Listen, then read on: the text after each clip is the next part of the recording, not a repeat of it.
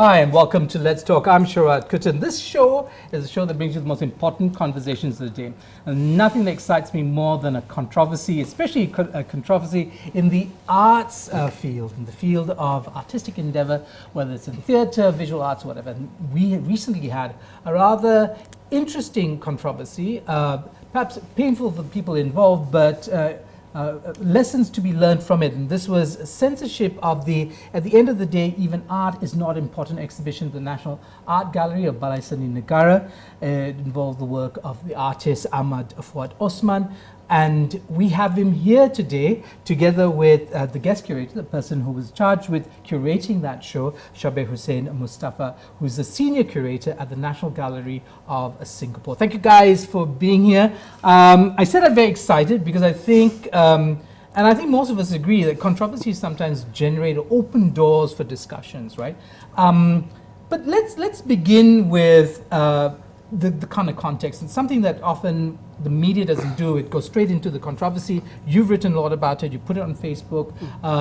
You, I don't believe, have written very much about it, Mustafa. So let me ask you, as a curator, artists, arts institutions like the Balai and curators, what kind of negotiations go on and how can they break down as it has with this particular exhibition? Well, all exhibitions are essentially constructed, and they're always constructed in conversation between the artist, the curator, and an institution, or whatever the host space is. In this case, it was a public art institution.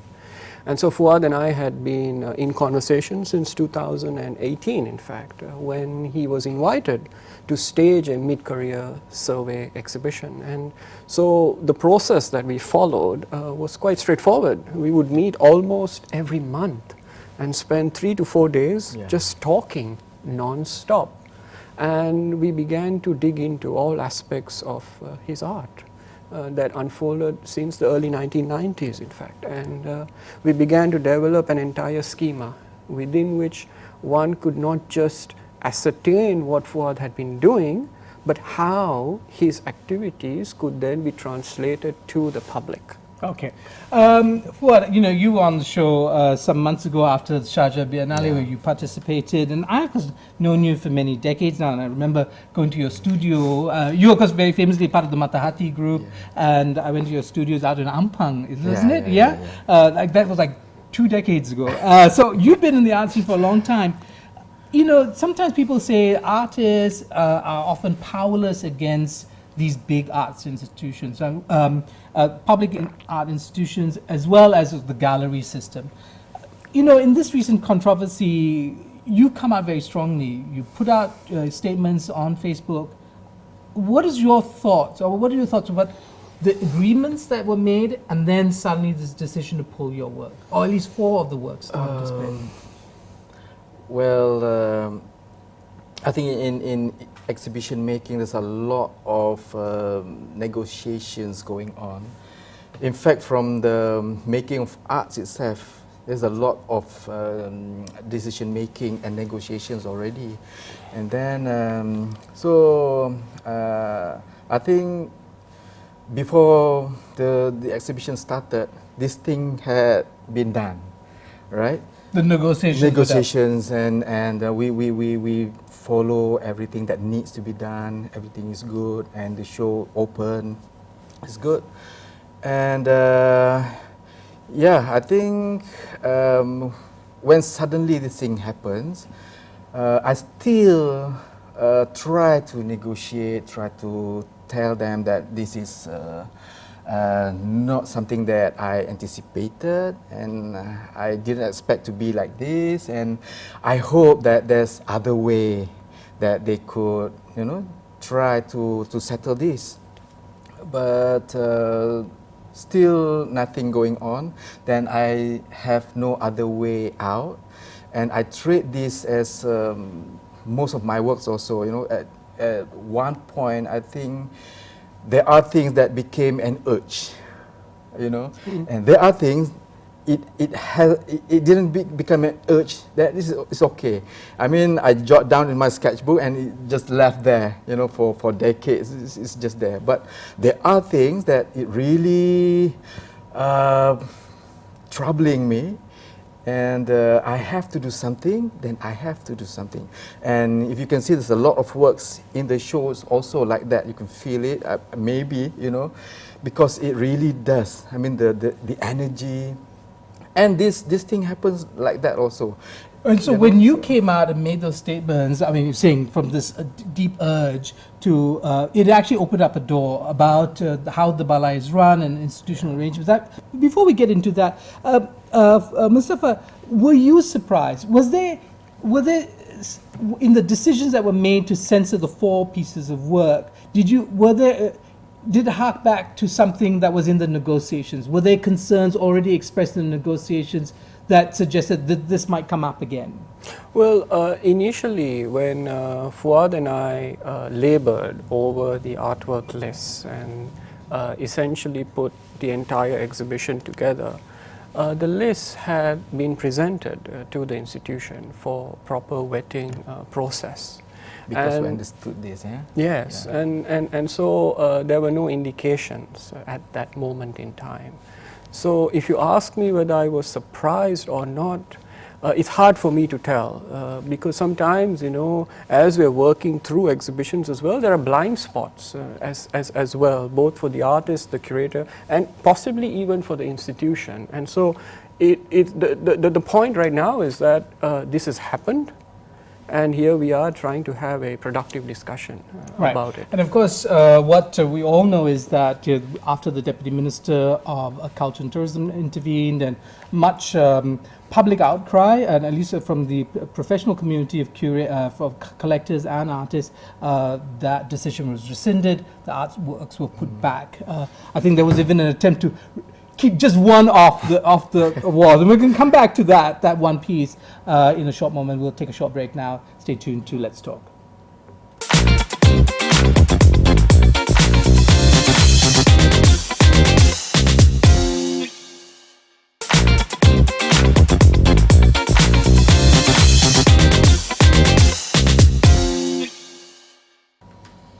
Welcome back to Let's Talk. I'm Sharaad Kuttan. With me, Ahmad Fuad Osman, the artist, as well guest curator Shabir Hussain Mustafa. They're part of an exhibition that they jointly put together about Fuad's work. At the end of the day, even art is not important. This was a mid-career show featuring his work from 1990 to 2019. Okay, so negotiations, public outcry, news reports. I mean, art doesn't often get this kind of national publicity, I can tell you that much, right? You all know this, right? But then there was the last bit, and this is around art, which featured a landscape and an individual lying in the snow. And the charge of obscenity, it often comes out. Political sensitivity, obscenity are the favorite charges against artists, or in fact anybody, to silence them. Why do you think that work was so difficult? Was one thing that the balai held on as something that needed to be censored? Well, I think it's clearly because of nudity.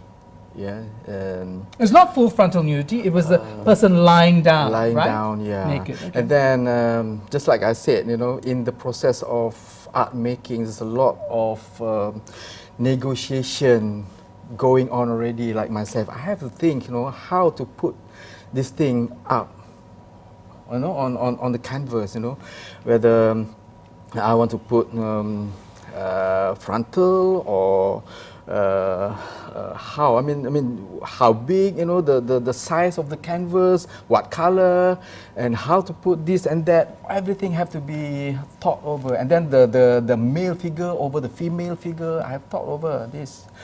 And yeah, I think still at the end of the day, you know, the nude figure is still the nude figure, and there's still a taboo here in Malaysia.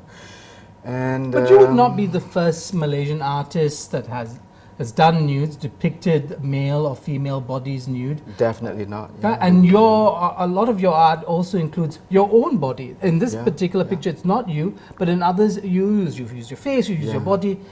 I mean, Mustafa, jump in there. I mean, this charge of obscenity, it's a powerful charge, because everybody sort of shrinks from kind of defending obscenity. But is the nude necessarily obscene? I don't think so, and this is sort of something that we discussed at length, and essentially the exhibition is quite clear in terms of what it seeks to do, that here is one of the most celebrated artists of our time, and these are his little children, essentially, that he has given birth to, and we are attempting to understand this journey over 30 years. So if you ask me whether the figure itself and nudity in particular, I think this is an ongoing and a perennial debate, but not necessarily. This is how I would respond to it. Okay, we'll move away from the obscenity charge to the charge of political sensitivism. And in many ways I don't get it, because your career spans a very interesting period in Malaysian modern political life, right?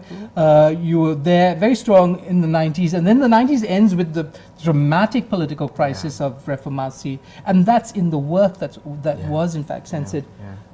What about that? I mean, what do you think was happening there? I mean, for you, why did you want that work in particular on the wall, and its removal, what did it mean for you? I was part of that. I was part of the Reformasi era period. I was there, experienced all this, tear gas and all that.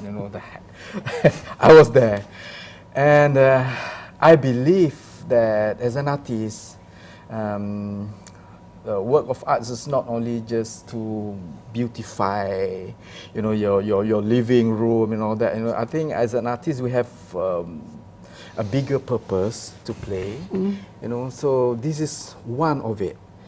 And I feel the need to document, even though it's not really, because maybe it will be sensitive or controversial or something, but still I do need that. At least I need to document this particular period and moment, at least for my family, for my close friends, for whoever that is really close to me. I really feel that, because it also will become an alternate history, because we don't really find this in the mainstream history.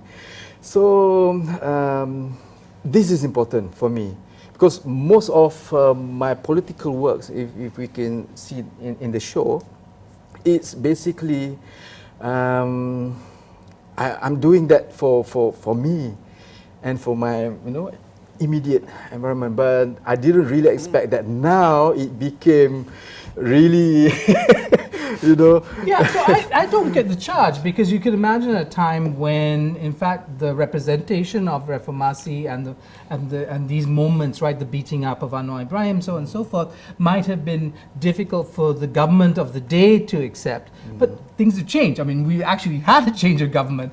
The dream of Reformasi was this change of government. So it really surprised me, and I mean, Mustafa, can you make sense of it, or is there something in the region that gives you a sense of how and why this might have happened, this desire to censor this political moment from the show? Well, I think it's really about how at any moment in time, right, if one is to really look at the history of humanity, art has always attempted to challenge established conventions.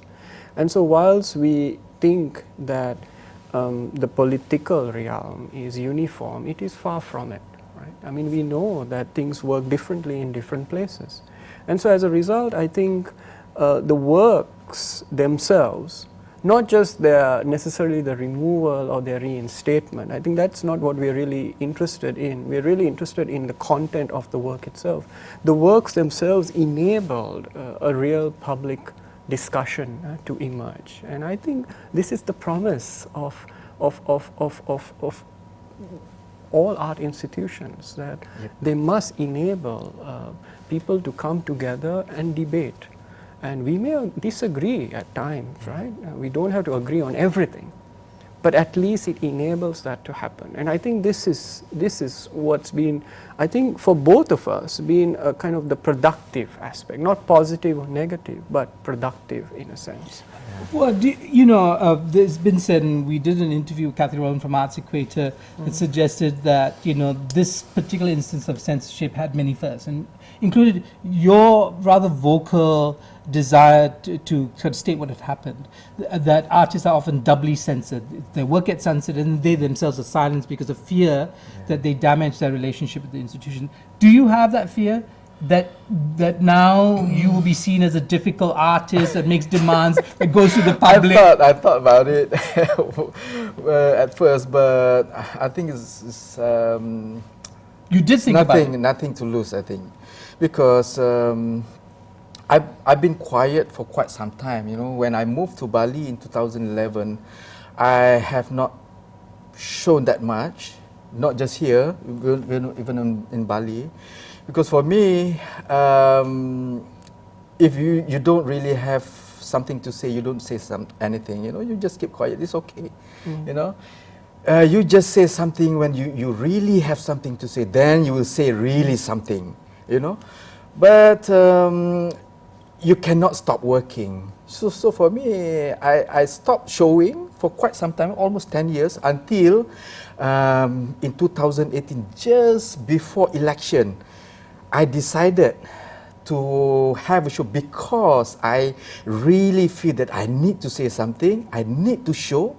It's a primitive show which I did with at A+, It's that one is really I really need to show it, to open the show before election, and we really did that, and it works. It works, it relevance. And for me, I think, well, just like I mentioned, I have to say whatever that I have to say. I have to say. Okay, unstoppable. Okay, we'll take another short break. We'll be back soon. Take care.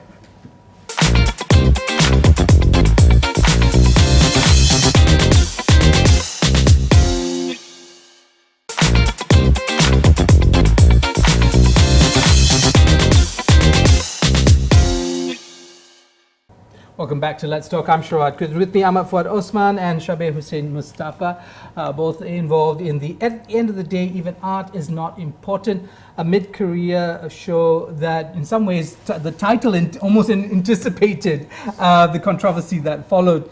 I do want to start with you, Mustafa, in terms of what the role of the curator is, and your role in particular. You already said many months of discussion, back and forth. But so, what is the story you want to tell, and what is it that you think Fuad's work represents in story form? So, as a curator, I'm interested in the kind of space that artists can act within, and so much of my work attempts to enable this space to not just expand, but also be generative in terms of debates and discussions that have meaning to the times that we live in, to the challenges that we face as a group of human beings. It doesn't matter where we come from, but I hope we can share certain sensibilities within the exhibition. So in a sense, the manner in which I worked with Fuad in this particular case was to listen to him. And so he would speak, and I would ask questions, and I would keep notes, and then I would go back and come back again with more questions. And essentially this was a kind of a very organic process. And so in a sense, following the artist, listening to the artist very carefully, and then enabling the artist to act within the exhibition. So curator is not just simply presenting the CV of the artist. Is that what you're saying? It's not a simple listing or indexing of the thing. So what is it that the curator does? I mean, obviously some things didn't make it into the show after 20 years or odd years of working. You know, and so what was the essential story that you wanted Well, to tell? there is a real editorial process here, and you know, at times we even had differing opinions. You know, so we would That's look at a normal. particular work, and it's completely natural. So, and then Fuad would say, "Oh, I think this is important," and so I would ask him, "Why do you think it's important?" And as we would discuss, we would realize, "Okay, maybe we can do without it." Right? Yeah. There were other things that I felt should have been brought into the exhibition, and Fuad was like, "Yeah, but that's not really important," and so he would share with me, and so essentially we would build this meaningful kind of container, you know, within or into which the public would then enter. So this is sort of what the curator does, ranging from talking to the artists, talking to other stakeholders, including lenders, collectors, who are also very important because they are keepers of these works, and essentially creating, you know, an entire system, an ecosystem, a habitat, for instance, into which the public then enters and thinks about things. And so, Yeah, I wonder about that. I mean, Fuad, when you think about a mid-career show, were you thinking, I'm going to do the best of? It's going to be the best of Fuad Osman. It's going to be like all the you know, the bling and the big stuff. Greatest hits. Yeah, the greatest hits. Like Fuad Osman's greatest hits. I mean, what did you want a mid-career show to do for you, especially from an intellectual and artistic point of view? Actually, I don't really know myself, you know. I mean, I just wanted to put it together so that I myself could discover again. Because an artist, you know, as an artist, we just produce, actually, we just produce. We don't really thought of, okay, this is, I did this before, now I'm doing this, and next I'm going to do this. At least for me, I don't do that, you know, because I just keep on producing. So when I was given a chance to have this show, then I think it's good for me to, okay, this is a good time for me to you know, put all, you know, those works for within these 30 years back together again, so that I can take a look at them again. And I will know where I am now and where I will, you know, my next move or my next, you know. Was there anything that surprised you? I mean, yeah, I mean, not all of us think that in terms of grand narratives of our own lives, right? We don't kind of like plot the great, the memoirs as we're going through life. Yeah. But so was there something that surprised you in the way that the story eventually? Yes, definitely. You know, what surprised you about yourself, about your work? You know, this is why I have to credit the curator. That's why, you know, curator is very important in the exhibition making, because I was mostly surprised with the direction that I am moving towards now, with all this museology kind of thing, you know, because my one of my current works is still, because it's still ongoing, yeah, deals directly with museology, you know, preservation and archival. And I didn't know that it has been with me all along, because I did my internship when I studied in UITM. You know, I did my internship in Sarawak Museum. You know, that was in 89, 90. 89. Yeah, because right after I finished school, I stopped that. You know, I went to Sarawak Museum for my internship, and then I did my final work, something to do with all these primitive objects, you know, artifacts. And then I stopped, I did something else, and then I came back to this few years back, and the curator pointed this to me within this show. I want to ask you, and I'm going on a limb here because I'm kind of sure. Didn't you do a show where you talked about the different places you lived in over the years in the Klang Valley?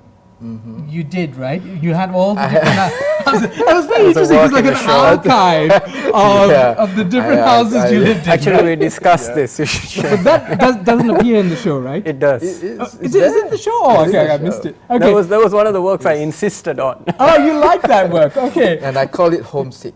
Homesick, yeah, the multiple places. I remember that. Okay. Final word I'll give to you, Mustafa. We have about a minute. What do you want people to take away from not just the show, not just the controversy, but also the work? I mean, Fuad's work his work as an intellectual, as it were. I've thought about this quite a bit, also in light of recent events. But this is something that I had shared with Fuad over the couple of years or so that we've been very closely working together. And as we talked and surveyed his art, and to some extent his life, which is also connected, I realized that sometimes it's not easy being an artist. It's not easy being a curator. It's not easy working in an institution either. But with Fuad, I think it's the courage with which one sees this through. And this is very humbling for me personally. And so, yes, I want to thank you for that. Yeah. Oh, wonderful. Okay. Thanks, guys. I want to thank you both for sharing your insights into what happened. And I hope people leave not just remembering the politics of what happened over the show, but they actually take a deeper look at the show, which is now back, fully instated, and runs till the end. The 29th of February. Okay, 29th February. Please couple of weeks left. Okay, remember, catch the show at Balai Seni Negara. At the end of the day, even art is not important. Ahmad Fuad Osman. It's a mid-career retrospective. Thank you so much for joining me on Let's Talk. I'm Sharaad Kuttan, only on Astro AWANI. Thank you. Thank you. Thank you. Thank you. Thank you.